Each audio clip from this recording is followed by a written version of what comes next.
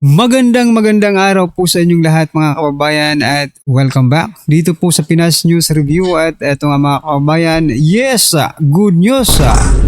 Eto ang susunod na Senate President. Aba, sino kaya ito mga kababayan? Yan po ang ating aalamin at bibigyan ng reaksyon sa video ito.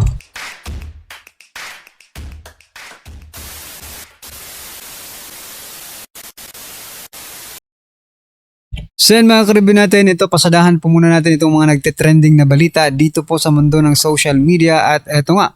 Nako, ito pong si Senator Robin Padilla nagsalita na po patungkol po sa pagpapalit ng liderato dito po sa Senado mga kababayan, okay? Sabi po kasi dito sa balita mula sa Abante News Online, Robin Padilla or Senator Robin Pro Sara Duterte ang bet ipalit na Senate President. Ayan. Bakit kaya? Tahasang sinabi ni Senator Robin Padilla na kung siya ang papipiliin, supporter ni Vice President Sara Duterte ang gusto niyang maging Senate President. Ayan, palakpakan po natin mga kababayan. So, totoo pala, no? Itong balitang ito mga kababayan, nagkukumpirma lang, no? Na talagang meron pong umuugong na pagpapalit ng liderato dyan po sa Senado. Wherein na itinatanggi po ni Senate President Soto. Diba? Diba tinatanggi niya po na malakas daw, sabi niya no? Solid ang majority. Okay? So, solid daw yung majority block. Sabi niya nga sabi pa nga ni Soto mga kabayan ay baka may lumipat pa sa kanila galing from minority, no? Pero sabi niya malabo ang pagpapalit ng liderato, no? Pero etong sinasabi ni Senator Robin Padilla confirms, no? Or confirm na talagang meron po umuugong na rigodon na naman po dyan sa Senado mga kaubayan. Ito po ang naging komento po ng ating mga kaubayan. Sabi po dito ni Wela MP, si Attorney Senator Cayetano Alan ang dapat maging SP. Pwede. Wala namang tumututol dyan, di ba? Yan nga ang the best kung mangyayari yan, no? Aside from Senator Amy and Senator Marcoleta. Okay? Nasa iisang picture ang ayaw ng taong bayan. Sino kaya yan, Sino ba ang nasa picture na ito na ayaw daw ng taong bayan? Susumin natin, Yan, sobrahan. Sino ba dyan ang ayaw ng taong bayan? Nako, kayo na po ang i-comment nyo nga. Sabi kasi dito ni ni Rodel, Nasa iisang picture ang ayaw ng taong bayan.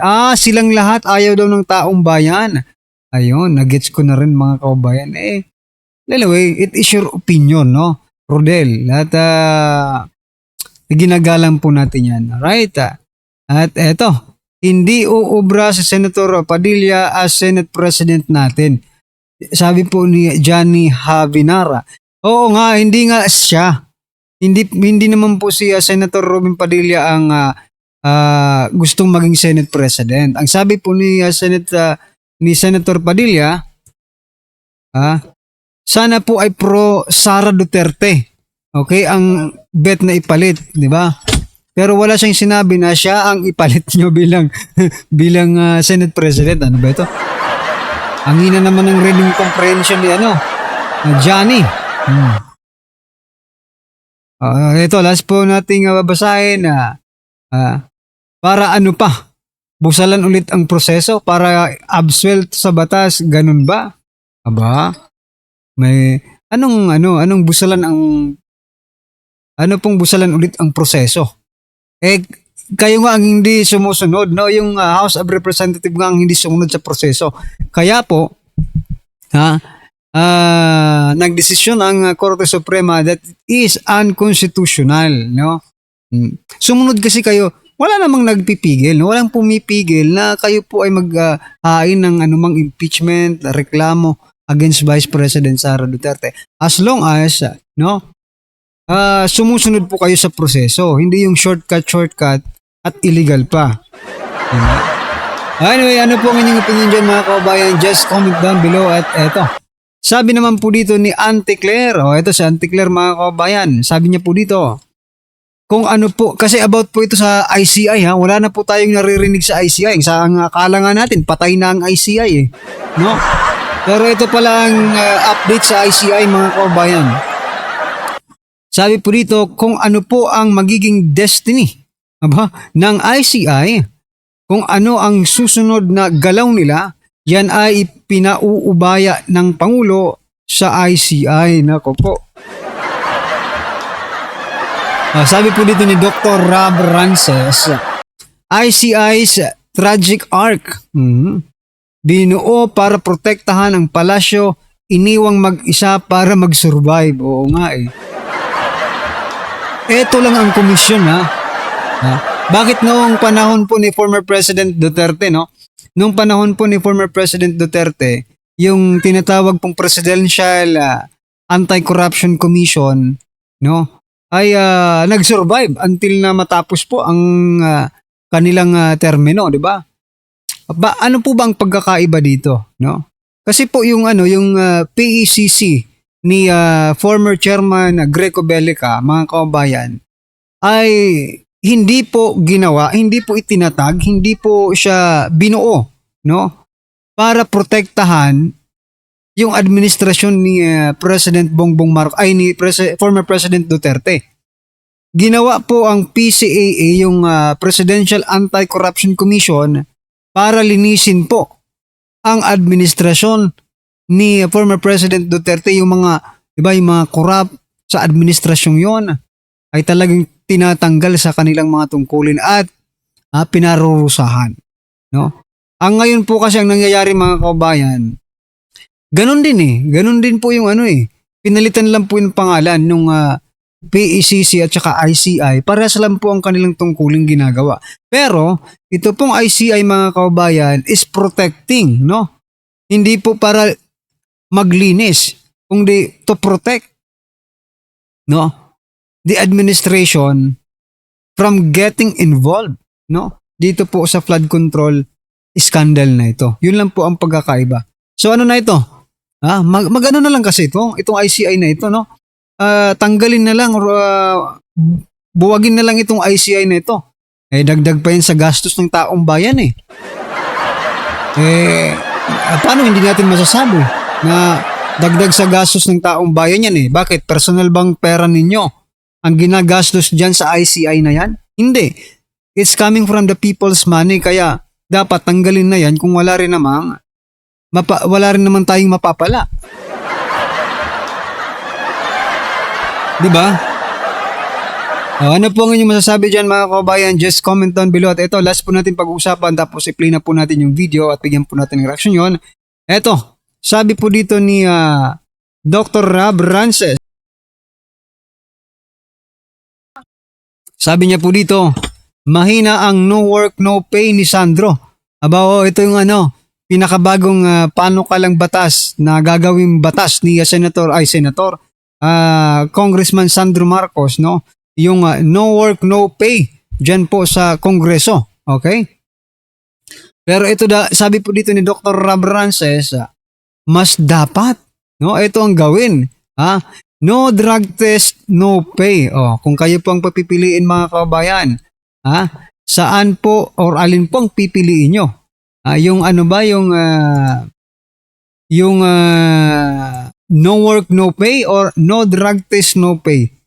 Kung para sa akin, para lahat, no? Para lahat masabi nating malinis, no? Doon tayo sa no drug test, no pay. Mas maganda yon. Marami pang makikinabang, di ba? Hindi lang sila, maging ang taong bayan, no? Kasi yung no work, no pay, madali lang yan eh. Madali lang madali lang magpalusot dyan, di ba? Alam naman po natin, pirma-pirma lang ang attendance yan eh. Ginagawa yan sa schools, di ba? Sa mga schools na kayo, nag-aral din kayo, di ba? Alam na po natin yan. Yung mga pasaway nating mga classmates, no? Nag-attendance lang yan tapos lumalabas. Tulad rin dyan sa Kongreso, yung iba dyan nag-attendance lang tapos lumalabas. Oh. No work, no pay. I think it's not effective. No drug test, no pay. Much better mga kababayan. Okay? Ano po ang inyong pipiliin dyan mga karabin natin? Just comment down below at eto, pasadahan po natin ang video ito na kung saan sabi po dito mga kababayan, Senator Lacson nagsalita na sa kudita sa Senado, Legarda nilaglag. Aba ito, pakinggan po natin mga kababayan mula po sa The General's Viewpoint. General Macanas, pasok. Bigyan natin ng reaction, opinion, itong post ni Senator Ping Lacson sa kanyang official Facebook page. Okay, sabi niya, malisyoso at sadistic. Tinuligsa ni Senator Ping Lacson ang hindi umano'y kasinungalingang kumakalap na si Senator Loren Legarda ang nasa likod ng tangkang pagbabago sa pamunuan ng Senado. Ani Lacson, matapos alukin si Legarda ng Senate presidency, ang ipinapakalap naman ngayong kasinungalingan ay mismong si Senator Legarda pa daw ang nag-volunteer na tutulong sa pagkuha ng suporta para sa ibang grupo. Aniya, hindi lamang ito malisyoso, kundi sadistic na. Pero teka lang, no? Itong issue patungkol naman ito kay Senator Loren Legarda. Ang napupuna ko lang, yung nagsasalita lang, no? Kasi kanina, di ba, napanood nyo yung last vlog natin. Ang nagsalita niyan, kanina si Senate President Soto. Ngayon naman po, si Senator Ping Lacson naman po ang nagsasalita para kay Loren Legarda. Ang iniisip ko lang kung totoo ito, mga kababayan, bakit hindi? No? Kung totoo itong sinasabi ng dalawang ito, ba? Bakit hindi si mismo, no, na si Senator Loren Legarda mismo ang magsabi at pasinungalingan itong mga kumakalat na balita ngayon, di ba? Bakit kailangan sila pang dalawa ang magsalita? Nako. So ito po ang exact word. Pagdawit kay Senator Legarda sa Senate power play, malicious, sadistic. After dangling the Senate presidency to her, they are now plotting the falsehood that it was Senator Legarda who volunteered to recruit warm bodies to pave the way for the new Senate majority. It is not only malicious, it is sadistic. Okay, basa tayo sa mga comments, ano? Ray Andrew Dizon, why now when her son is in trouble? Ariston Emsot, hindi umano'y kasinungalingan kumakalat, pakiklaro nga po. Sadistic agad, lol. George Vlog, palitan na yan, Espinyo. Lumalala na problema ng bayan, paulit-ulit na lang, walang nagbago.